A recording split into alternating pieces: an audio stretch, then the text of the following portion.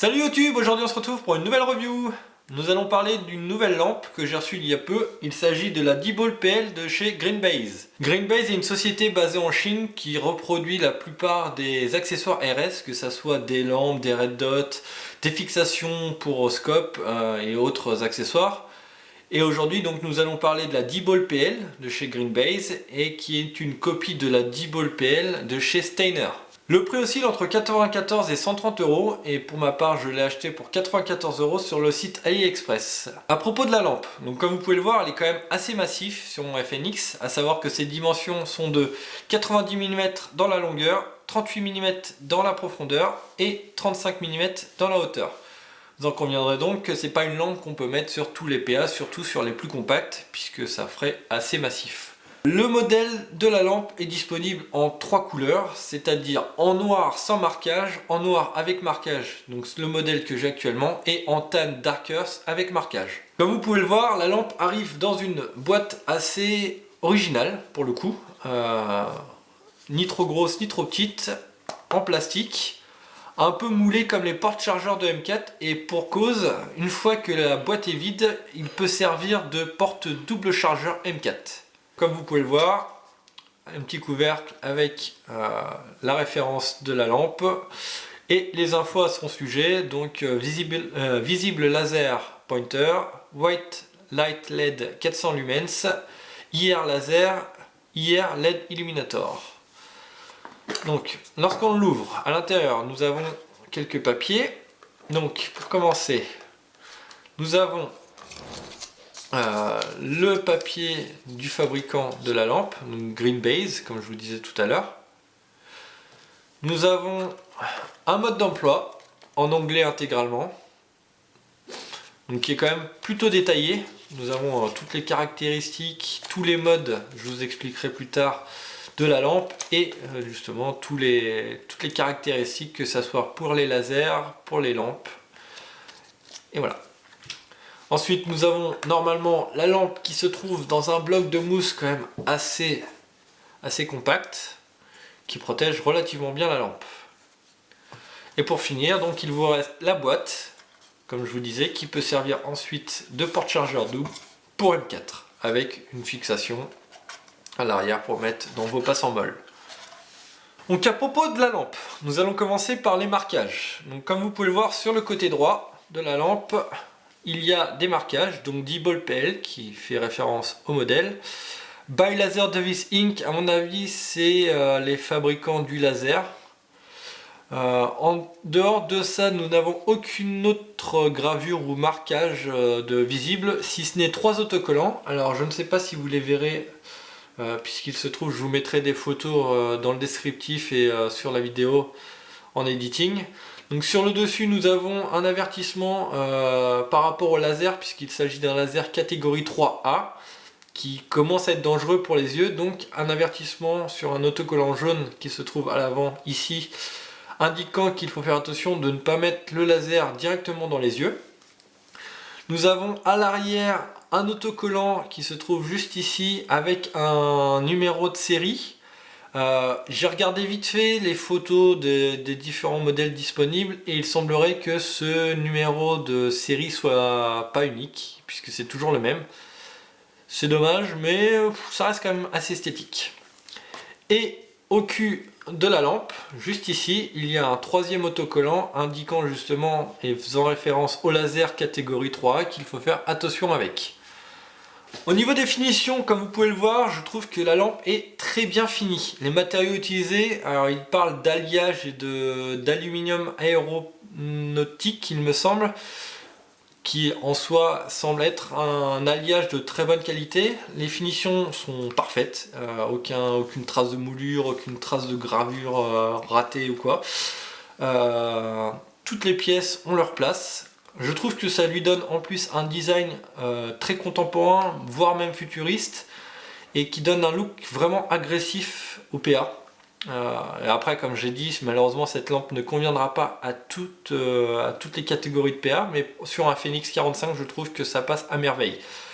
Alors, on va rentrer un peu plus dans les détails. Donc comme vous pouvez le voir devant, alors je ne sais pas si la mise au vent va le permettre, mais vous le voyez, il y a 4 sorties. Donc pour le mode visible et le mode IR, puisque pour le coup on parle de mode visible sur la lampe. Comme vous pouvez le voir sur le côté droit, il y a un bouton avec marqué vis comme visible, et de l'autre côté nous avons le bouton IR. Donc nous avons deux modes et chaque mode dispose d'un sous-mode, enfin de plusieurs sous-modes en tout cas. Côté lumière, donc nous avons une lampe LED 400 lumens, en tout cas elle est affichée à 400 lumens. J'ai pu la tester, je vous donnerai plus de détails après. Elle éclaire bien, mais elle n'a pas assez de concentration. Du coup, en fait, le halo lumineux est très large, donc ça va bien éclairer autour, mais pas forcément très loin. À côté de ça, comme je vous l'ai dit, il y a un laser catégorie 3A, donc inférieur à 5 mW, que je n'utiliserai personnellement pas, et de toute façon, dans le milieu de l'airsoft, vu que nous n'avons pas d'accessoires pour quantifier les lasers, malheureusement, nous n'avons pas l'utilité. Cependant, ça reste tacticool, comme diraient certaines personnes. Côté visible, donc nous avons plusieurs sous-modes. Donc si nous appuyons une fois sur la lampe 400 lumens s'allume. Si on appuie, elle s'éteint. Si on appuie 2 x 8, nous avons un mode strombo. Si on appuie une fois, elle s'éteint. Si nous appuyons 2 secondes, le laser s'allume. Alors je ne sais pas si vous allez le voir. Je vais essayer de le mettre dans la lentille sans pour autant vous exploser les yeux. Voilà. Donc nous avons le laser et nous pouvons donc faire des combos. Donc laser lumière, laser strombo. Et le laser, pour l'éteindre, il faut effectivement, comme pour l'allumer, appuyer 2 secondes. De l'autre côté, nous avons donc l'IR. Donc si on appuie une fois, on a la lumière IR qui s'allume. Alors, ça a beau être du 850 nanomètres, elle est très visible. Clairement, même de jour, le rond rouge est relativement visible. Cependant, de nuit, il faut être quand même relativement en face pour le voir. Et à côté de ça, si on a une vision nocturne ou autre, l'éclairage est relativement puissant. De la même manière, si on appuie plusieurs secondes, on a le laser qui s'allume, qui lui de 850 nanomètres aussi. L'avantage, c'est que lui est presque invisible. Il faut vraiment être parfaitement aligné avec le laser pour voir le point rouge, sinon on ne le voit quasiment pas. Donc nous allons tout éteindre. Voilà. Alors, autre détail qui est important, je trouve, sur l'arrière de la lampe se trouve une petite LED ici. Alors, je vais vous la montrer. Donc là, j'allume l'infrarouge et il y a une petite LED verte qui s'allume. En fait, quel que soit le mode dans lequel se trouve votre lampe, que ça soit en lumière, en laser rouge, en IR ou en laser IR, la lumière verte s'allume pour vous dire qu'elle est active. Et ça, je trouve ça plutôt cool parce que c'est pas rare que sur une lampe, on laisse par exemple le laser infrarouge qu'on ne voit pas forcément directement qu'il est allumé. Et la lampe nous indique que le mode est actif. Petit inconvénient cependant, vu que la lumière est verte assez pétante, j'ai peur que dans la nuit totale, cette lumière éclaire en rétroéclairage.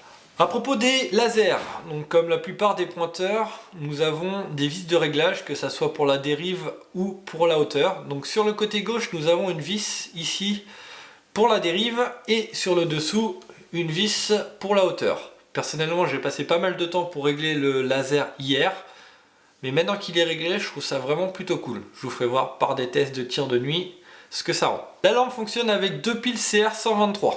Elle se trouve au niveau du cache qui se trouve en dessous et qui s'ouvre avec les 2 crochets sur les côtés. Alors je vais essayer de vous le montrer. Voilà. Alors sans faire exprès, j'ai allumé le laser. On va l'éteindre. Hop là. Donc comme vous pouvez le voir, il y a un espace pour 2 CR123. Je trouve le compartiment relativement bien pensé puisqu'il se trouve sur le dessous. Il n'y a pas besoin de démonter la lampe pour changer les piles. Et la rétention avec les 2 clips sur les côtés est plus que suffisante pour maintenir le truc fermé et ne pas avoir de soucis d'ouverture de trappe involontaire. Côté ergonomie, comme vous pouvez le voir, lorsque j'enfile la réplique, mon doigt en position trigger discipline arrive parfaitement sur le bouton. De la même sorte, de l'autre côté, lorsque je viens mettre la main, le pouce arrive aussi sur le bouton. Donc ça a été vraiment très bien étudié à ce niveau-là. Alors au niveau de la finition des boutons, comme vous pouvez le voir, ils ont une matière un peu rugueuse mais un peu accrochante grâce au bouton. Et encore une fois, je trouve que la finition est relativement bonne.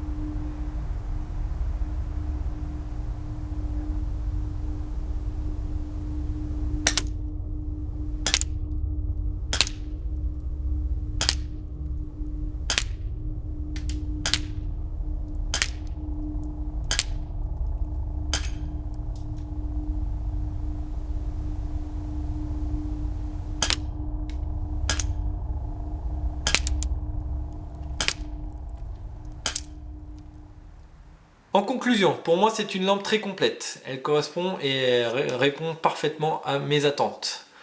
C'est-à-dire que nous avons une lampe blanche qui éclaire relativement bien, parfait pour le CQB. Une lampe infrarouge qui éclaire elle aussi parfaitement bien, c'est dommage qu'elle soit un poil trop visible.